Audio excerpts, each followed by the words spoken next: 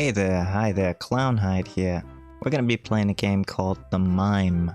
And I figured, well, who do you get to scare off a scary mime but a clown? Would you like to play with typewriter text? You know... No, if there are issues, I'd rather not have those in my video, thank you. Your whole life, you've been told two things. Don't go in the forest alone, don't go in at night. You and your boundless amount of greater judgment decide to do both. As you do. I recently did that, you know. I went to the forest in the morning. It was foggy like this, and I went on a hike with some alcohol. No Faye got to me, thankfully. Not my brightest idea, but you know, just like in any good horror movie, sometimes the protagonist does something stupid. And that's pretty much what I did, you know. The forest has been known to have people go missing. Decide even after countless warnings, you're gonna do this, even if you don't know why. So we can click on missing here, we're gonna do that. You remember the different local news headlines. Man 20, found with head missing. That's a pretty big deal. I'm sure it was just some animal attack, you know? As strange as it is, sometimes bodies will be disarticulated by scavengers. So maybe he fell while he was on a hike, and he died, hit his head on a rock or something, and some scavengers got to his body, and they ripped his head off. Sometimes that'll happen, yeah. Yeah. It ain't that strange, but it is something to be concerned about. Local couple's car abandoned outside. That one's a little bit less strange, yeah. Tell me about the man 20 found with head missing. You remember this one from about 6 months ago. A local man who went by the name of Mark Delaney was found dead in the center of the woods with zero sign of his head. Well, yeah, that's usually what it means to be headless. Luckily, his wallet was able to ID who he was. Did he not have fingertips either? He had long claw marks running up his back. Oh, yeah, see? See, it was... Oh, oh, I see. Local news chalked it up as a bear. Exactly. That's exactly what would happen, yeah. So it was probably a bear that disarticulated his body after he had died. Bears, they're notorious for scavenging for food. They're so big and bulky, they don't actually have to be predators a lot of the time. They can just be scavengers. But some asshole kid in my class showed me the photos. There was no bear that could have done it. Why don't you show me the photos? Well, let's see the other story first. A local couple's car abandoned outside. 2 years ago is when they went missing. Mr. and Mrs. Thompson were a nice older couple, both in their late 60s when they went missing. They were my neighbors, really nice people. One night, on their anniversary, they decided to take a walk through the forest together. When they were younger, it was supposedly nice, and that's where Mr. Thompson proposed. Hot. That's a really touching, heart-filled story right there. So they were there fairly often. That night they must have gotten lost and ended up being there once it got dark. The next day their car was found with no one inside. The police searched through early in the day, but the only thing found was Mrs. Thompson's ring. They were nice people. They could still be. Maybe they decided to move into the forest as hermits. Your whole life, you've been told two things, yes, okay. Well, what happens if we leave? The hell were you thinking? You don't have a death wish. You're gonna go home and play Mario 64. Heck yes. Your mom just bought it for you, and if you get lost now, you'll never be able to play it. Well, that's not good. I remember Mario 64 was one of my first games as a kid. So yeah, it's one of my first console games at least. It was a good time. Ending 1 of 8. The screw this ending. Yeah. Let's try again. Let's just enter the forest. We know about the people who went missing. As your body tells you no, you go in head first.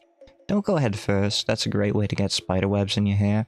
It's never fun when you get spiderwebs in your hair. They trail down your face and make you feel like there are bugs crawling all over you. Talking from experience here, kids. You've never been here this late. A few weeks ago, you and 2 friends went in when it was only 3 p.m., and it still gave you the creeps. But this time the sun is set. 7 o'clock. Wow, the sun set early. Must be winter. Your two friends said they would meet you here, but they didn't show up like you expected. They've always thought you were a scaredy cat, but you're gonna prove them wrong. Not for them, but for yourself. I'm a scaredy cat, am I? In the 3rd grade, you remember being too scared to go down the slide. It was only 5 or so feet high, but to you as a kid, it felt like a skyscraper.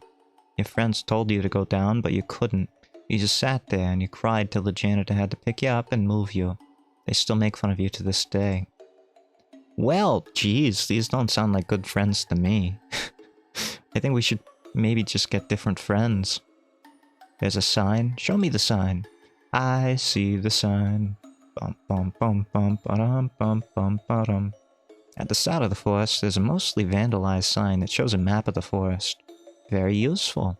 Between the swastikas and penises drawn on the map, as, you know, there typically are, there's a small guide showing you what used to be the trail markers. Take a photo of it with your Polaroid. Oh, wow. Yeah, okay. Polaroids still exist. That's true. Very useful technology. Instant film cameras. You take a photo of it with your Polaroid in case you get too lost, and you can try to find my way out. Okay. See, I don't like this. we have different, second person, first person. Are they tenses? I don't think they're tenses. I feel pretty tense. Tell me about the Polaroid. Your sister's off to college to try and become some famous photographer. You always had a small interest in photography too, just not as much as her. Before she left, she gave you her old camera, a well-used Polaroid with Hello Kitty sticker on it. Sure. Fantastic. It's probably worth some money nowadays, you know? Not only is it a Polaroid, but it has a rare Hello Kitty sticker on it. Yeah. On the map, there are 3 trails, a red trail, a blue trail, and a white trail. Very American trails here. Tell me about the red trail. The red trail is the shortest trail of the 3. This trail goes straight to a small pond that's in the center of the forest. Some kid who fell into the pond ended up getting sick with some brain-eating amoeba. That does happen. And they put up some caution tape to keep people from going over to it. Been half a decade though, so it's probably all been torn down. Choose a different trail. Let's not go for the brain-eating amoeba trail before we know our options, okay? Blue trail. The blue trail is a bit smaller than the white trail, but substantially creepier. The blue trail is completely covered by trees, making it dark enough to need a flashlight to walk through. At night, it seems like walking into pure darkness. It sends a chill up your spine. Not bad. I like that option. White trail? The white trail used to be the main trail people would go on. It's quite a bit longer than the others, but hopefully should be more cleared than the rest. Last time you went in these woods, you went on this trail, so hopefully you can remember something. So do we want the brain-eating amoeba trail, the creepy trail, or the normal trail? In real life, I'd probably not go on any of these trails. I say that after having gone on a somewhat creepy trail myself. Let's go with the blue trail. See what it is. Enter the blue trail. Your body shudders. We ain't no scaredy cat, and I'll prove that today. Your body shudders as you stupidly choose the blue trail. You turn on your flashlight and head straight forward into the dark. You feel the wind pick up as you walk. A chill goes down your spine as you keep walking. Feels like you're walking without actually moving. Nothing seems to change and the path looks like the same, no matter how far you keep walking. Keep moving forward. You continue onward into the darkness. You don't want to turn yourself around on a trail like this, especially in the dark. Just keep moving in one direction along the trail, and eventually, you'll get back to where you started. Hopefully. If it's one of them looping trails. That's usually what they have them set as, you know? Makes for a good walk. Yeah. You continue onward into the darkness. As you walk, you trip on a root in the middle of the path. When did that get there? While tripping, your flashlight falls to the ground and turns off. You rush to pick it up. Luckily, it seems like it's still working. Continue onward. Oh, great. Your flashlight flickers as you move forward. You start to see what looks like a clearing. Going back to your map, you know this shouldn't be here. Walking into the clearing, you see the moonlight finally shine through. With how dark your walk has been, it's actually starting to seem bright out. The moon's almost full, and it's given off enough light to look around. Oh no. You know, here's the thing. First of all, I just noticed that this little branch pattern here looks kind of like a pentagram. Probably completely unintentional, but it's there. Second of all, clearings are like the worst place to be in the woods. There's no cover, and as soon as you go into it, you have potential enemies on all sides. You want to avoid clearings whenever possible, if you're feeling creeped out in the woods. Take that from my own experience. We're gonna try and fix the flashlight. You attempt to get your flashlight to stop flickering. As you take the battery cap off, you see a piece of plastic fall out and slip into the grass.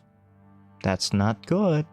You go down to look for it, but the grass is too tall and it's not bright enough to really see anything. Try and put the flashlight back together. It's busted. Oh, that's not great. I really don't want to go into the clearing like this, but we're gonna, with no flashlight. Go forward. Even with the broken flashlight, you're no scaredy cat. You try and go further. Even against better judgment, you head first into the darkness, hoping to get to the end. Brave on in the dark. You start to walk aimlessly in the dark. You can't see anything. Keep walking and walking, trying to get somewhere as you feel something brush by you. I'm sure it was nothing. You jolt around trying to see what it was, but it was no use. Start running? Don't start running. Why would you start running? You start running. You don't know where you are or what's going on, but something is wrong. Are you being over dramatic? Felt big, but maybe it's all in your head. The dark might be getting to you. It's probably a bush. You just brushed by a bush. No, something's wrong. You know it. You keep running until something grabs you. Okay. You feel thin tendrils wrap around your body as you're flung upward. So we got caught in a trap? You barely get a second to react.